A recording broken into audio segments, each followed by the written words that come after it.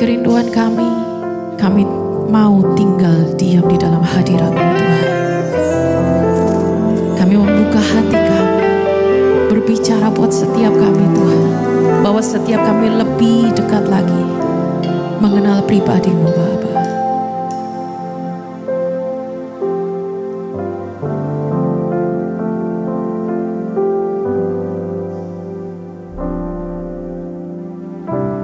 Ku rindu dekat-Mu, Roh-Mu hiburku. Kau angkat semua bebanku, Kau peliharaku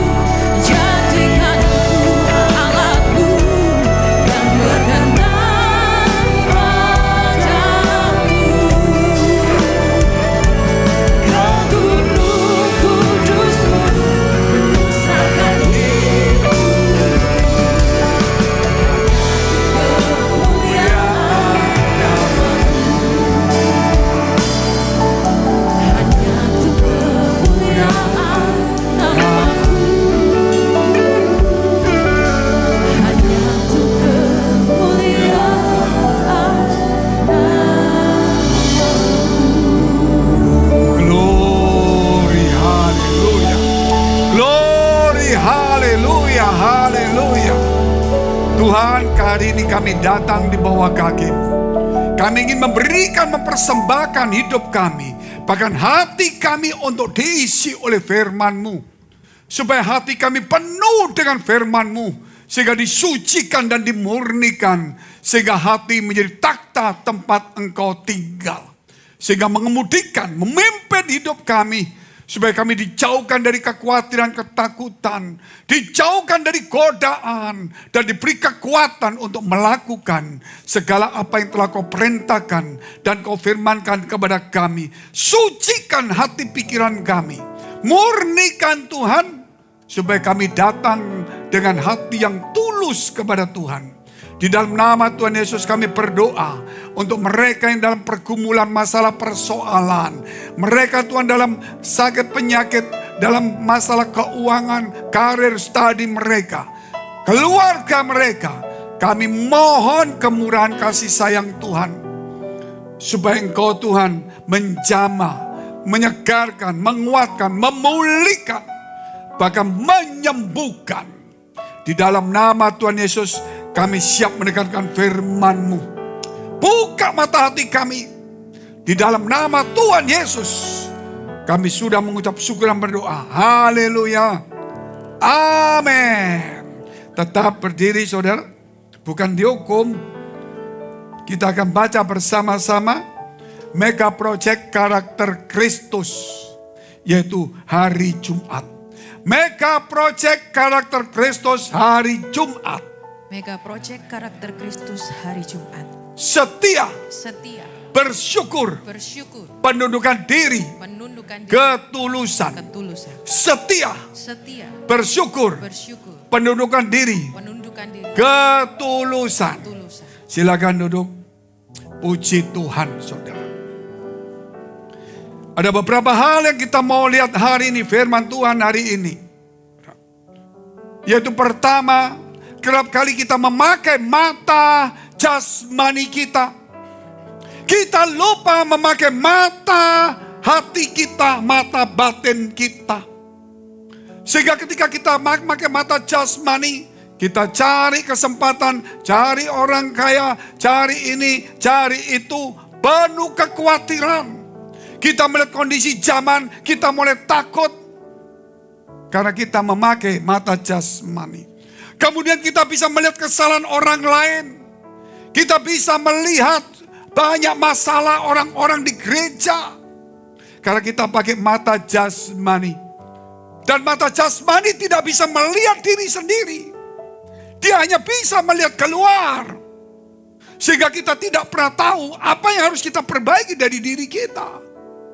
Sehingga firman Allah dikatakan firman itu seperti cermin. Untuk apa? Untuk melihat diri kita. Kenapa seperti cermin? Karena hati kita, mata hati kita belum terbuka. Ketika kita mendengar firman Allah, mata hati kita terbuka. Maka firman seperti cermin, kita tidak melihat banyak kesalahan orang lain. Tapi kita mulai introspeksi diri sendiri. Sehingga kita tidak melihat selumbar di mata orang lain, tapi kita sibuk membersihkan balok yang ada di mata kita. Artinya di sini kita gampang menghakimi orang lain, kita gampang ngomong ABCD, tapi kita tidak pernah ngomong diri sendiri. Sehingga firman Allah diberikan bukan untuk bicara kepada orang lain. Firman Allah diberikan untuk diri kita supaya kita dirubah oleh firman Allah. Firman itu saudara, itu bicara. Dan kita harus tangkap itu. Jangan menjadi agamawi. Jangan terjebak dengan kuk ritual. Akhirnya kita tidak bisa fokus cari Tuhan. Mungkin saudara akan lihat, kok ada yang aneh hari ini. Jangan-jangan Pak Fengki jual kacamata. Udah mulai. Kacamata merek apa? Siapa yang ngasih?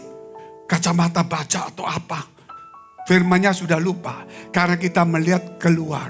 Tidak pernah melihat ke dalam. Sehingga kita lihat, oh ada yang aneh. Saudara, ya banyak hal lah. Kacamatanya kok bagus Pak. Tentu mahal. Karena yang pakai pendeta murah pun kelihatan mahal. Saudara, saya kasih tahu, saya ini bukan apa, ini kacamata di bawah 100.000. Serius. Mau ambil gak masalah. Tapi jangan dilelang. Ambil aja gak masalah, mau dibuang gak masalah. Ini saya pakai karena saya ini punya bintitan. Ini. Itu kalau bahasa aslinya yang belum diterjemahkan, timbilen. 2 minggu lebih 3 minggu, akhirnya kita ke dokter. Dokter waktu lihat, oh gampang Pak, 2 menit Pak. Oh yes, ke dokter aja. Ternyata waktu dibuka dalamnya ini ada nanah yang sudah membeku 3 titik. Makanya kok gampang, ya begitulah saudara. Akhirnya kita tanya dokter, ya jemaat kita kan dokter mata ada. Telepon, oh kalau itu bukan sembarangan dokter, harus dokter ini, namanya ini, saya lupa saudara. Akhirnya kita cari, nemu dokternya yang memang khusus untuk seperti ini. Bukan glaukoma, bukan yang lain. Akhirnya teman-teman daftar hari Kamis siang, pagi. Ya Kamis. Karena Jumat ada summit. Saya datang tunggu pagi, karena jam 1 mesti ibadah rumah baru. Jadi jam 10 mesti antri cepat. Setelah operasi saya mesti pergi rumah baru untuk khotbah, untuk doa, akhirnya nggak bisa khotbah lagi. Dan kemudian Jumat dilepas. Tapi yang luar biasa, ternyata dokternya itu saudara umur 75. Sudah tua, jalannya pelan-pelan begini. Lah ketika saya lihat gini, waduh, gimana kalau operasi tangannya goyang gini saudara. Waktu saya disuruh lihat ini, Pak coba lihat ini ya, ini gini. Waduh, saya pikir salah tempat ini.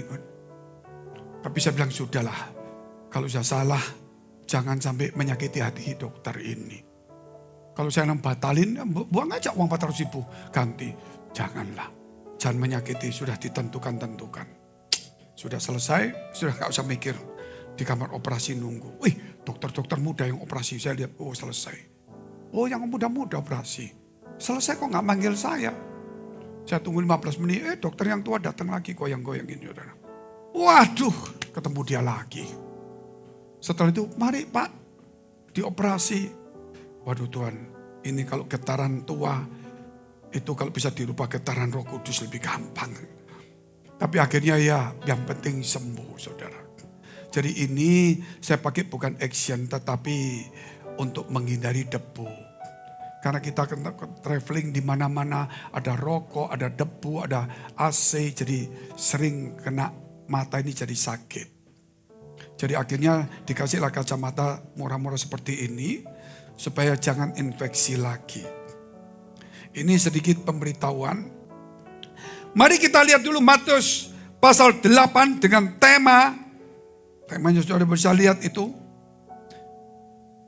Hidup dalam iman bukan kuk rohani. Hidup dalam iman bukan kuk rohani. Banyak sekarang orang hidup di dalam kuk rohani. Apa itu kuk rohani? Kuk rohani saudara lihat bait Allah itu ada. Yesus muncul juga. Apa yang terjadi di bait Allah? Mereka para imam, ahli Taurat, orang Farisi doa panjang-panjang. Tapi Yesus mengajarkan kepada kita. Doa Bapa kami. Itu di bukit bukan di bait Allah. Itu namanya ritual. Tetapi ada juga saudara lihat itu. Yaitu ketika Yesus di Taman Getsemani. Dia berdoa. Kalau boleh cawan ini lalu daripadaku. Dia katakan. Tapi bukan kehendakku yang jadi melainkan kehendakmu. Sedangkan gereja hari ini. Doanya. Bukan kehendakmu jadi. Mungkin kita pakai dalam nama Yesus, darah Yesus dibatalkan, dihancurkan. Itu gereja zaman sekarang. Doanya seperti peperangan. Tapi lupa peperangan untuk menyerang ke depan. Peperangan itu adalah mengalahkan kehendak kita. Sehingga kehendak Kristus itu ada dalam hidup kita. Beda jauh sekarang. Gereja sekarang dengan doa gereja sekarang dengan doa di Getsemani. Itu beda langit dan bumi. Begitu ada masalah, dalam nama Yesus aku hancurkan. Boleh saudara? Tuhan tolong aku singkirkan, aku hancurkan segala kuasa setan. Tuhan, kami berdoa jauhkan. Tapi biarlah kehendak-Mu jadi. Gak ada. Selalu kehendak-Ku yang jadi. Sehingga gereja memaksa Tuhan untuk kehendak-Nya yang jadi.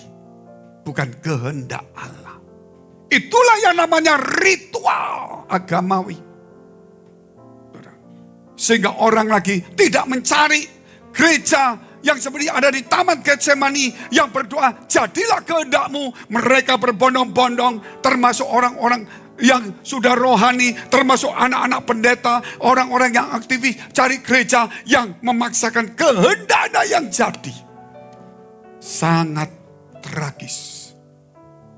Banyak gereja menawarkan doa yang jitu, supaya kita yang jadi bukan kehendak Allah. Kita harus belajar daripada Tuhan. Di Taman Getsemani, pergumulan yang berat. Bukan kehendak-Ku, tapi kehendak Allah. Kita tidak mungkin disalib. Kehendak Allah selalu baik untuk kita. Jangan berpikir kalau kehendak-Mu jadi, waduh, nanti aku tidak boleh ini, tidak boleh itu. Saudara selalu berpikir seakan-akan Tuhan itu mau merantai saudara. Mau menghukum, mau masukkan penjara. Tuhan ingin membebaskan engkau dari kutuk, dari kuk rohani. Sehingga kita tidak perlu takut dengan masalah. Yang kita takut akan Tuhan. Karena masalah diizinkan, pasti Tuhan ada di dalam masalah itu. Dan dia akan mengubah saudara taufan menjadi teduh. Laut pun akan terbelah jadi dua.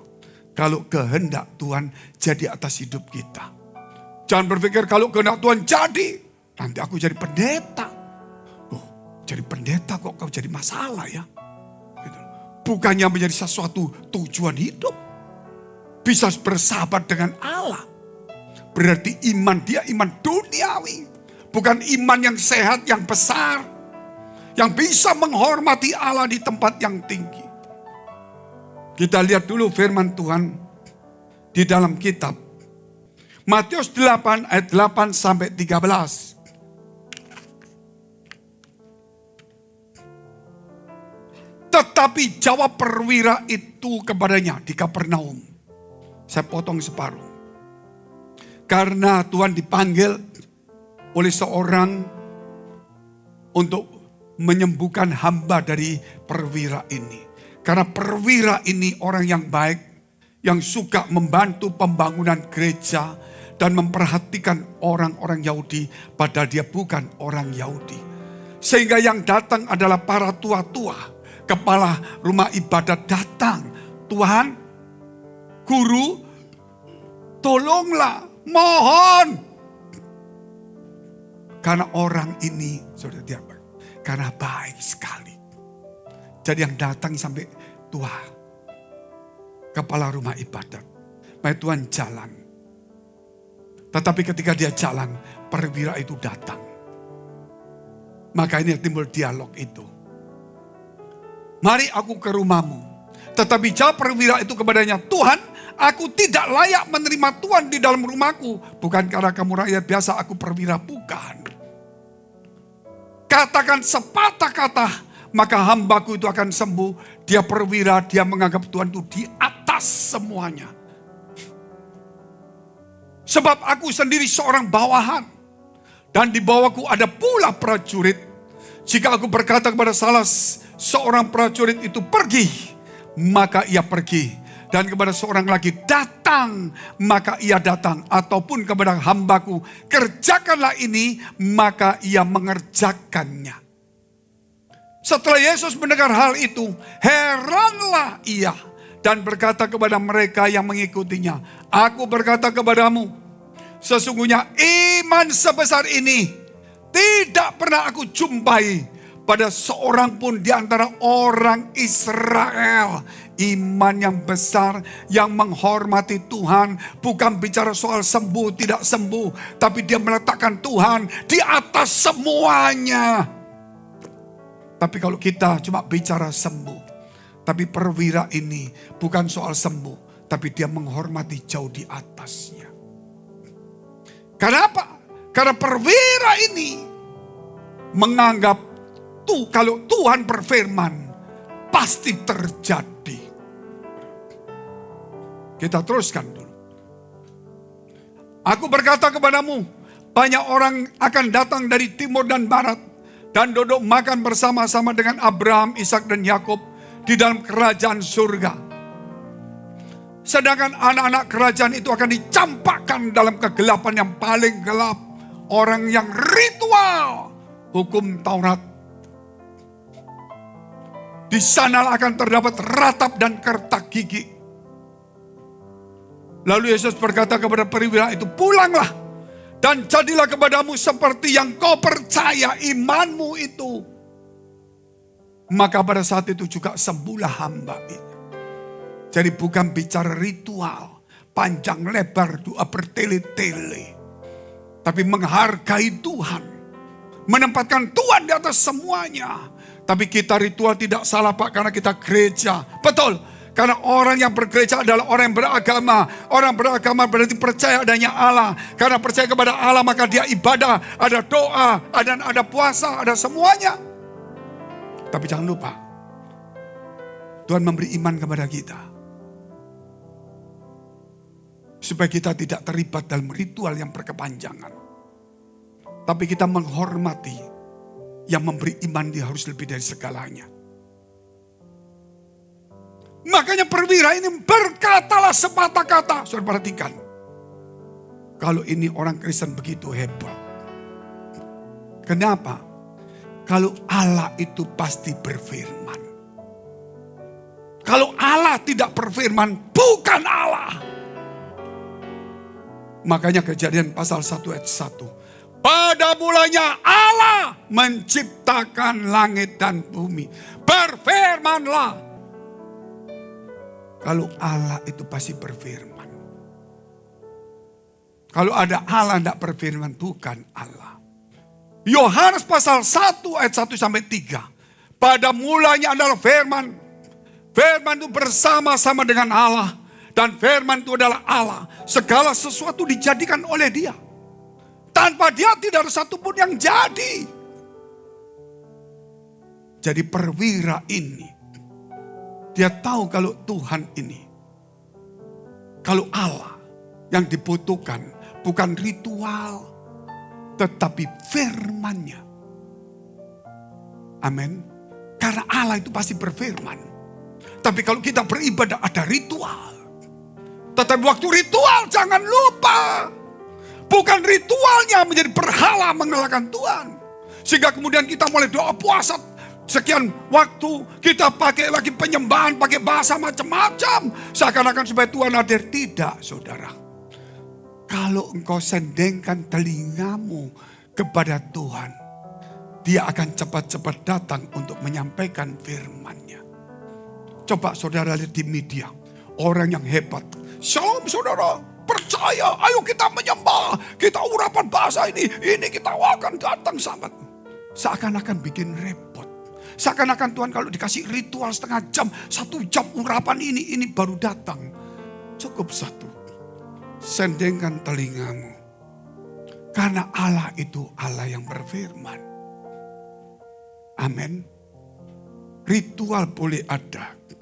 Kalau kita mendengar dari media pendeta yang hebat-hebat maupun yang tidak hebat. Itu mengajar kita. Sepertinya jauh dari Taman Getsemani. Jauh dari tempat yang lain. Dan kita kembali ke bait Allah yang kaku.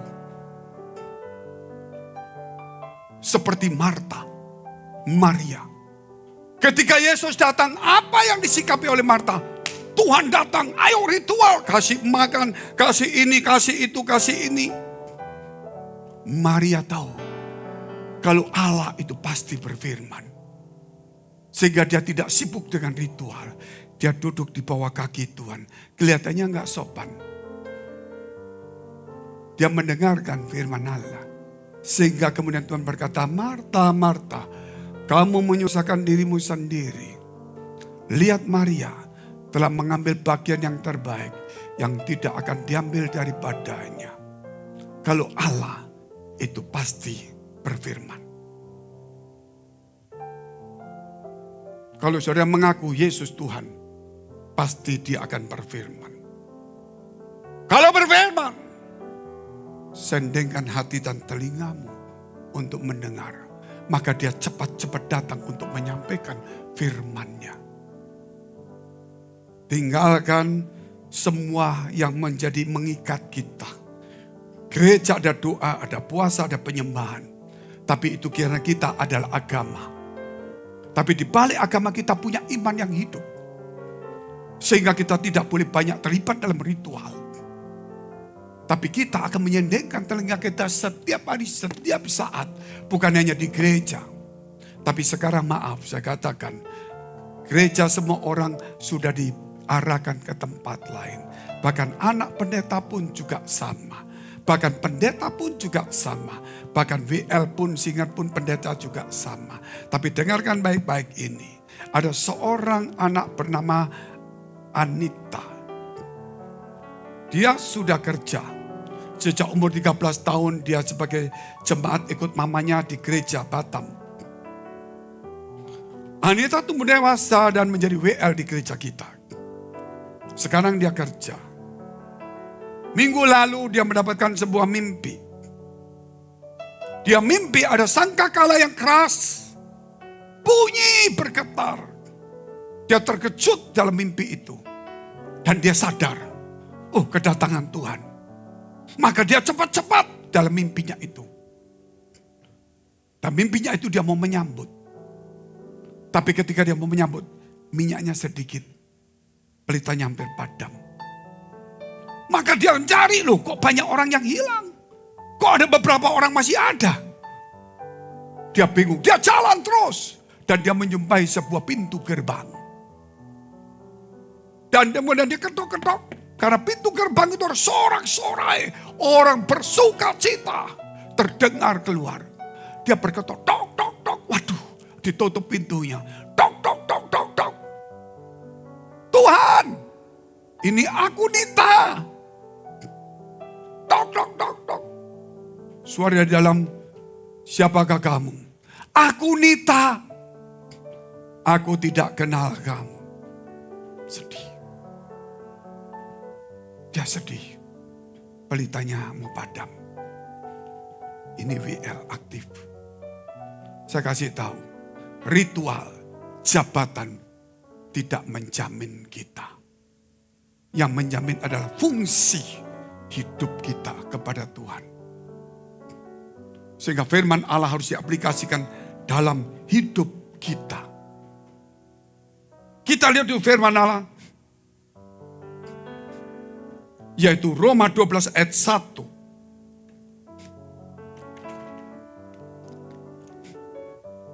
Karena itu saudara-saudara demi kemurahan Allah. Aku menasihatkan kamu supaya kamu mempersembahkan tubuhmu. Sebagai persembahan yang hidup, yang kudus dan berkenan kepada Allah. Itu adalah ibadahmu sejati. Maaf Tuhan, aku masih sibuk, ada pekerjaan banyak. Sorry, aku dulu 4 kali ibadah, sekarang 1 kali aja. Yang penting perpuluhan. Itukah yang dicari Tuhan? Kamu ngurangi ibadah. Karena kamu dapat berkat. Berkat datang dari mana? Dari Tuhan. Kembalilah kepada Tuhan. Ada satu kota, saya menjumpai orang jual kelapa muda. Saya datang, saya cari kelapa muda.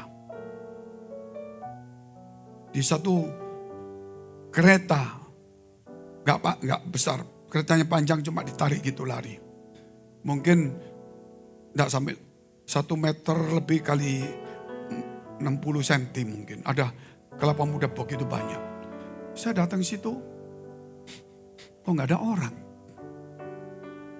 Saya tunggu-tunggu kok gak ada orang. Ini jual di mana? Mungkin kencing, saya tunggu dulu. 10 menit lebih. Orang yang datang. Saya, Mas, dari mana Mas?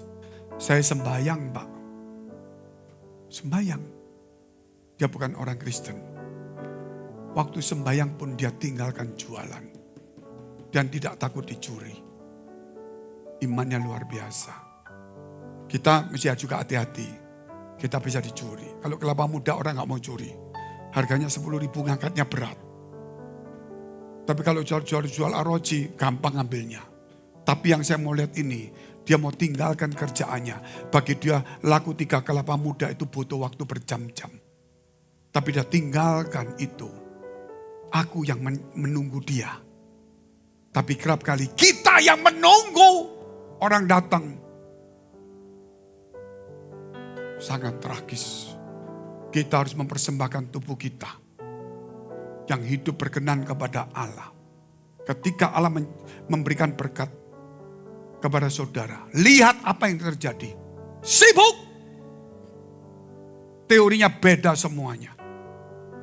Saudara lihat. Lebih ngotot sibuknya daripada gerejanya. Lebih fokus kepada bisnisnya daripada Tuhannya. Tuhan terbengkalai. Coba saudara pikir. Kalau saudara punya pegawai seperti ini. Kurang lebih seneng gak? Pasti saudara pecat. Tapi Tuhan punya kita. Tak kita terbengkalaikan. Pelayanannya rohaninya. Imannya. Injilnya. Itu beda. Makanya persembahkan tubuhmu. Kita lihat Yohanes 8 ayat 32.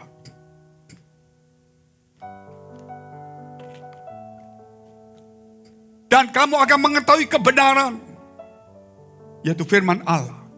Dan firman Allah itu akan memerdekakan kamu dari kekhawatiran, ketakutan, kecemasan. Kita tidak takut lagi miskin, tidak takut gagal. Karena kita telah dimerdekakan. Kita punya Tuhan yang hidup di dalam hidup kita. Hari ini lebih banyak dengar firman Allah. Oh, saya sudah dengar YouTube, TikTok, boleh. Nggak salah. Terlalu banyak pandangan. Meyakinkan semuanya. Hanya cuma dia menceritakan apa kita tidak tahu. Tapi apakah saudara dibawa seperti doa di Getsemani? Apakah saudara dibawa seperti di bukit bahagia? Doa puasa yang panjang. Datang di gereja. Sudah puasa-puasa, makanya kamu pucat. Tuhan di khotbah dari bukit, kalau kamu puasa, minyakirah rambutmu. Supaya jangan melihat orang kamu kalau puasa. Puasa tidak perlu ditunjukkan orang. Puasa itu adalah niat kita untuk membersihkan hati kita kepada Tuhan. Berbeda jauh. Akritor menunjukkan, bukankah kami puasa 2 kali seminggu? Bukan kami berdoa panjang-panjang? Karena kamu ingin ditunjukkan orang. Tapi hubungan sama Tuhan tidak perlu ditunjukkan orang. Saudara dikasihi Tuhan. Saudara lihat dari bait Allah. Muncul para imam. Ahli Taurat orang Farisi. Yang doanya panjang, jubahnya. Jubah imam, ahli Taurat, orang Farisi, tidak berzina, memberi perpuluhan, menyembah, hidup di bait Allah, ada kemenyan. Semuanya rapi. Datanglah ke sungai Yordan. Ada seorang bernama Yohanes Pembaptis. Dia di dalam air, di tengah-tengah sungai. Dia berkata kepada orang-orang dari bait Allah ini, imam-imam ahli Taurat orang Farisi. Hai kamu keturunan ular beludak. Wih, luar biasa, ngeri juga. Kamu orang munafik. Hasilkan buah-buah sesuai pertobatan. Bukan pertobatan menunjukkan ritualnya. Tetapi Yohanes Pembaptis di sungai Yordan. Dia tidak tunjukkan ritualnya walaupun ada baptisan. Dia tidak tunjukkan jubah sebagai imam. Tapi dia tunjukkan fungsinya. Banyak sekarang orang di gereja pendeta pelayan Tuhan. menunjukkan jabatan, tugasnya, fungsinya tidak kelihatan. Sebab itu kita harus berubah. Hal kedua, iman dan perbuatan. Iman dan perbuatan. Kita baca dulu ayatnya. Yaitu dalam Yakobus pasal 2 ayat 19 sampai dengan 22 kita baca. Engkau percaya bahwa hanya ada satu Allah saja? Baik agama ini. Tetapi setan-setan pun juga percaya akan hal itu. Dan mereka gemetar. Apakah orang agama percaya kepada Tuhan, percaya itu hebat? Kalau hebat, setan pun percaya. Jadi percayamu kepada Tuhan bukan menunjukkan kita orang hebat. Tapi kita lihat ayatnya itu. Hai manusia yang bebal. Maukah engkau mengakui sekarang bahwa iman tanpa perbuatan adalah iman yang kosong? 21. Bukan Abraham bapak kita dibenarkan karena perbuatan-perbuatannya. Ketika ia mempersembahkan Ishak anaknya di atas mezbah. Memberikan hidupnya. 22. Kamu lihat bahwa iman bekerja sama dengan perbuatan-perbuatan.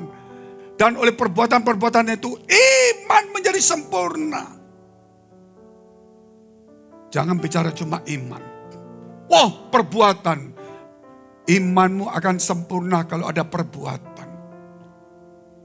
Gak perlu perbuatan baik. Kita percaya Tuhan diampuni. Kita kasih karunia Allah. Imanmu percaya. Tapi tidak sempurna.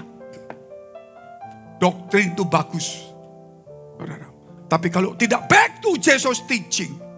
Kita menjadi ritual. Banyak orang yang merasa masuk surga, pendeta, pelayan Tuhan. Saya katakan, saudara, yang saya lihat, dan saya jujur harus bicara kepada banyak orang, termasuk di media. Banyak yang masuk neraka. Saya lihat jutaan orang naik ke bukit. Bersorak-sorai pakai jubah, pakai jas. Saya pikir, oh masuk surga. Wah, hebat. Begitu saya dibawa Tuhan sampai melewati gunung itu.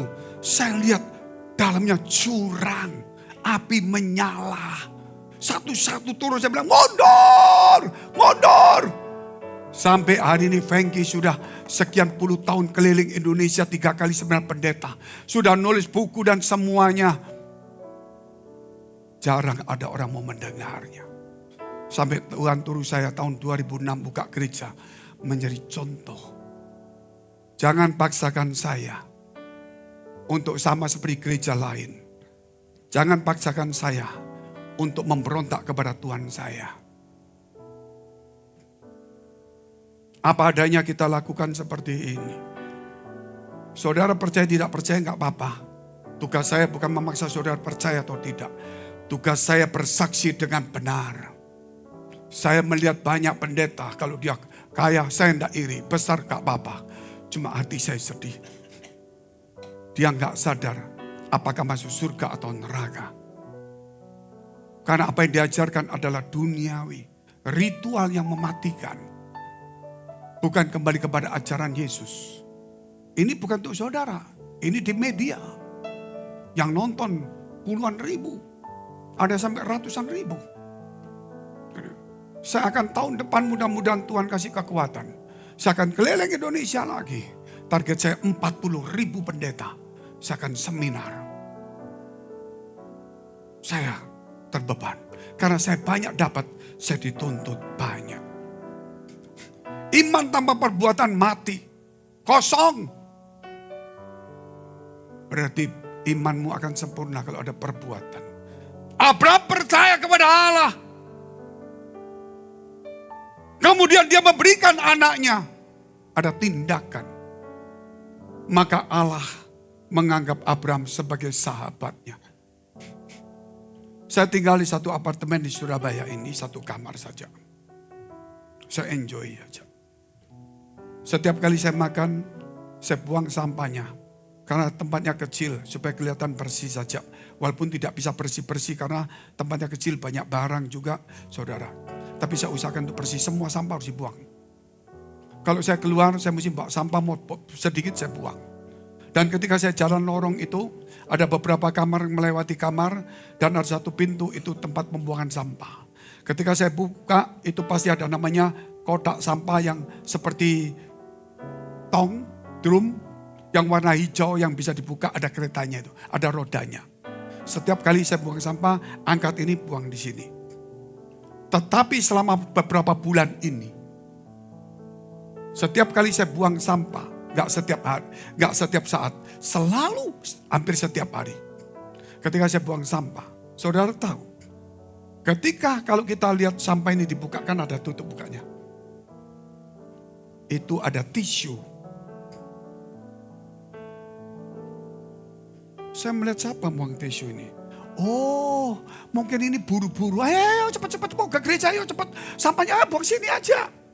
Dia enggak mau buka, mungkin takut tangannya kotor. Saya lihat, waduh. Kok sudah basah begini? Ya itu berarti ingus ya saudara. Saya mesti balik lagi ambil tisu.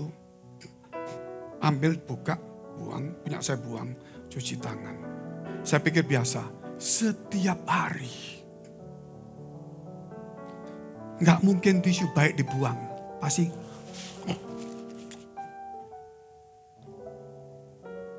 Saya sudah nggak pakai tisu. Saya buang. Siapa Tuhan? Saya nggak marah. Tapi saya tahu, ini orang sudah benar. Tapi tidak berada tempat yang tepat. Pelitanya nyala. Tapi tidak di atas kaki dia. Dia buang tempat yang tepat-tepat. Tapi bukan yang benar. Saya tidak marah. Saya tidak ingin tahu orangnya. Saya melakukan kewajiban saya. Hari ini saya kasih tahu saudara. Ini bukan sampah loh. Engkau datang di gereja buang sampah itu betul. Sampah dosamu. Di tempat yang tepat. Tapi ketika engkau membuang, orang lain berdosa. Engkau ingin menyelesaikan hatimu, tapi mengotori hati orang lain. Ingat itu hari ini. Kalau saya marah, kurang ajar, sampai ngutuk, saya berdosa. Dan itu godaan setiap hari. Setiap hari. Itu ingus. Saudara, kalau kita pergi tempat-tempat lain, ada 3 kotak sampah. Botol, mungkin kertas, ada sesuatu makanan. Kalau kita buru-buru, besi dibuang di kertas, buru-buru gak tahu tulisan-tulisan bahasa Jepang mungkin. Atau gak tulisan. Mungkin buru-buru salah. Tapi kalau tahu, buanglah di tempat yang tepat. Oh tempat Pak, sampah Pak. Ada bagiannya.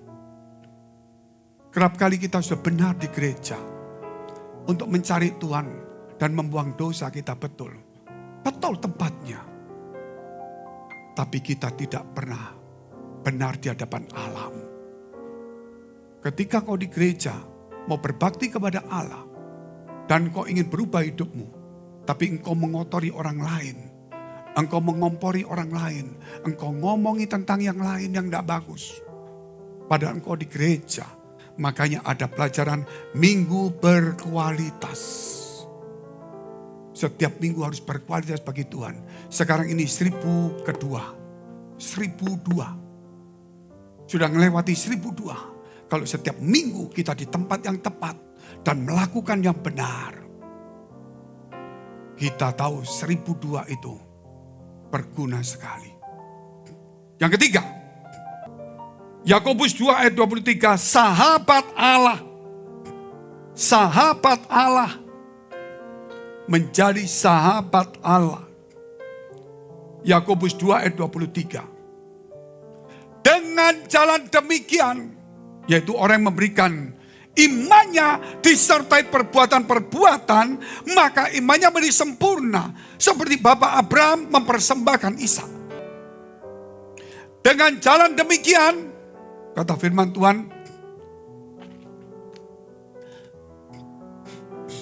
genaplah nas yang mengatakan, lalu percayalah Abraham kepada Allah. Maka Allah memperhitungkan hal itu sebagai kebenaran. Karena itu Abraham disebut sahabat Allah. Hanya Abraham. Dan kita keturunan Abraham secara iman. Seharusnya kita sahabat Allah juga. Tapi saudara lihat hari ini. Di Alkitab. Yohanes 15 gak usah dibaca. Kalau kamu saling mengasihi. Dan kamu menuruti perintahku. Maka kamu bukan hamba, tapi sahabatku. Menuruti perintah Tuhan, ajaran Yesus.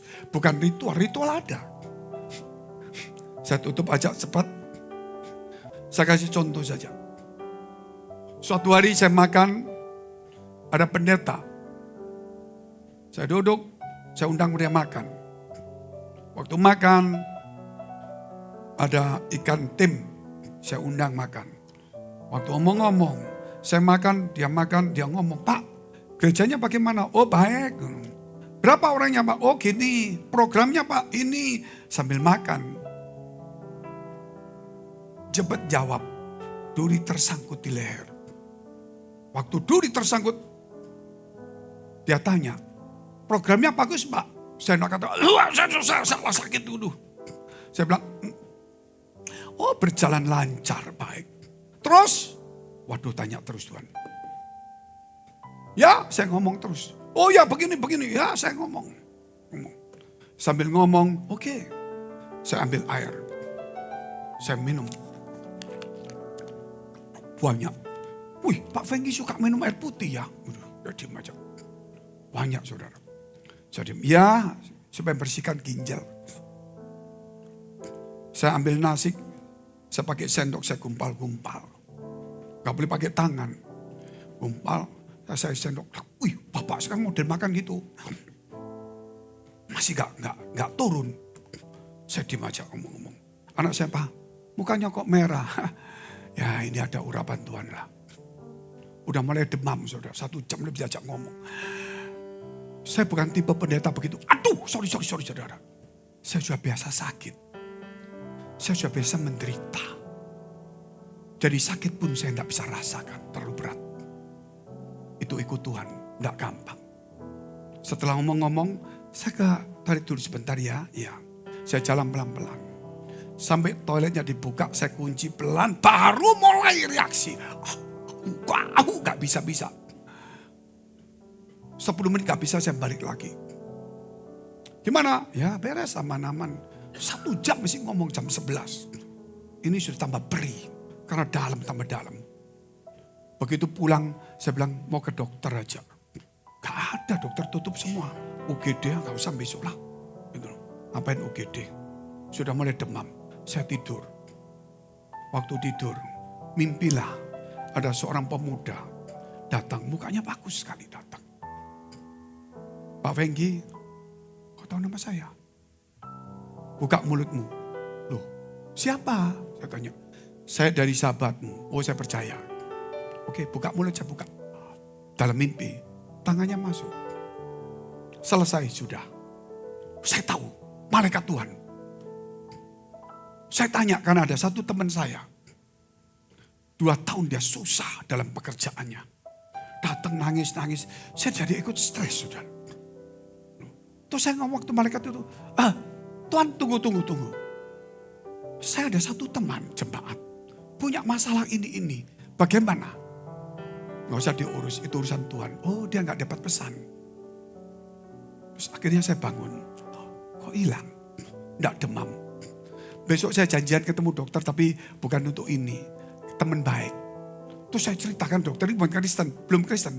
Saya ketemu Tuhan saya gini. Aduh Pak Fengki. Kalau kena duri gitu gak usah merepoti Tuhan. Datang ke tak cabut selesai. Saya tidak ngerepoti Tuhan. Lah iya, duri kok ngerepoti Tuhan. Saya tidak ngerepoti, saya mimpi cerita ada Tuhan. urusan kecil gitu. Saya bilang, Bu dokter, Bagi saya sembuh gak sembuh itu dokter bisa. Persoalan saya tidak kaget dengan mujizat kecil ini yang dokter bisa lakukan cepat. Yang saya ingin pikirkan, orang ini berkata, aku dari sahabatmu. Yang sampai hari mendengung di pikiran saya. Bukan saya yang berkata, saya mau jadi sahabat Allah. Tapi berapa puluh tahun yang lampau, Allah sudah mengatakan, sahabatku. Itu satu kepercayaan besar. Sampai hari ini, jangan rubah saya untuk duniawi. Jangan paksa saya untuk melawan Tuhanku. Saya harus membela sahabatku. Setiap orang yang jemaat di tempat ini, jangan bangga dengan ibadah gerejamu, pelayananmu. Dengan berkat yang kamu dapat. Kalau saya bisa menjadi sahabat Allah, saya ada di mimbar ini. Allah ingin menjadi sahabat saudara semuanya. Tinggalkan semua dosa, ritual yang mematikan. Buka hatimu untuk firman Allah. Ikuti perintah Tuhan. Maka dia berkata, sahabatku. Mari kita bangkit berdiri, kita berdoa.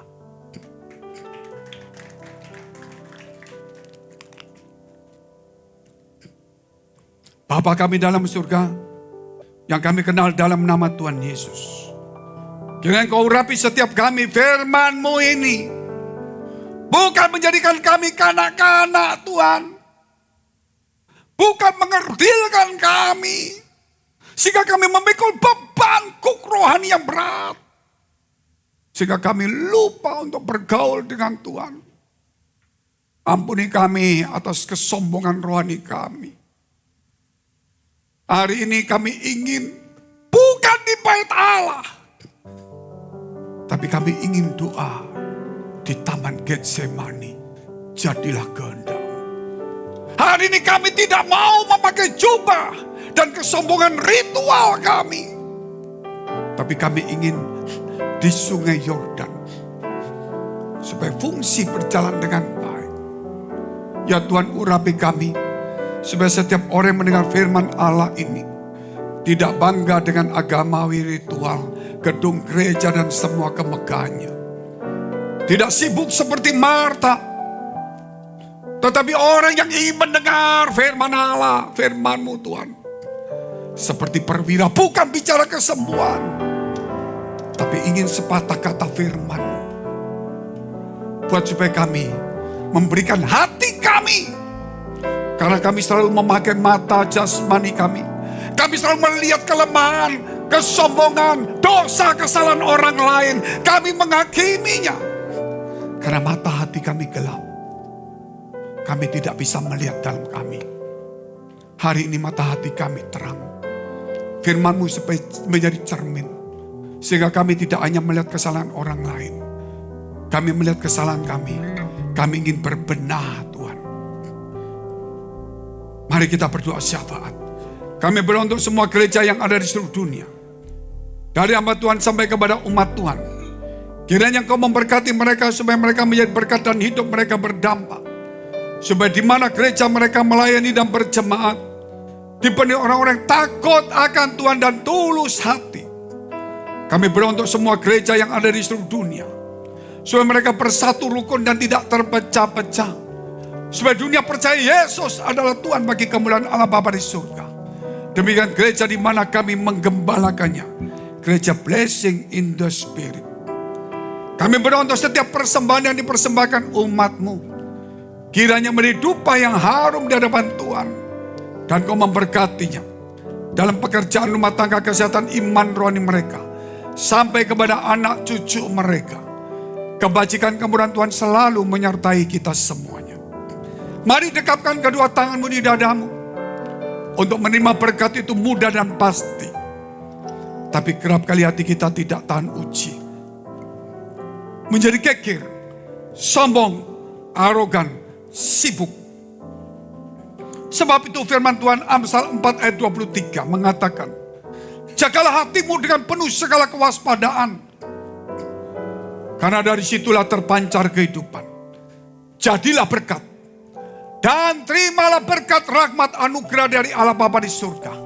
Di dalam putra tunggalnya Yesus Kristus. Yang telah mati bagi dosa-dosa kita. dan bangkit pada hari ketiga sehingga kita punya Tuhan Allah yang hidup. Dan iman kita bukan kepada Tuhan yang mati. Dan Dia naik surga menyediakan rumah bagi kita. Sehingga kita punya pengharapan yang pasti. Dan Dia akan datang kedua kali menjemput gereja jemaat dan umatnya. Yang berjaga-jaga kudus, dewasa dan bijaksana. Serta menghakimi dunia. Di dalam persekutuan dengan Roh Kudus. Membuat hati kita berkobar-kobar. Roh kita menyala-nyala. Sehingga kita senantiasa di dalam kasih semula kepada Tuhan. Roh yang Kudus menghibur, menguatkan, memelihara, menginsyafkan, menuntun, memimpin kita kepada kebenaran dan kekudusan. Dan membuat kita menjadi saksi Kristus. Mulai hari ini sampai selama-lamanya. Kita akhiri dengan doa yang diajarkan Tuhan Yesus. Bapa kami yang ada di surga, dikuduskanlah namamu, datanglah kerajaan-mu, jadilah kehendak-mu di bumi seperti di surga. Berikanlah kami pada hari ini makanan kami yang secukupnya. Dan ampunilah kami akan kesalahan kami. Seperti kami juga mengampuni orang bersalah pada kami. Dan janganlah membawa kami ke dalam pencobaan. Tetapi lepaskanlah kami daripada yang jahat. Karena Engkau yang punya kerajaan. Dan kuasa. Dan kemuliaan sampai selama-lamanya. Amin. Silakan duduk. Shalom.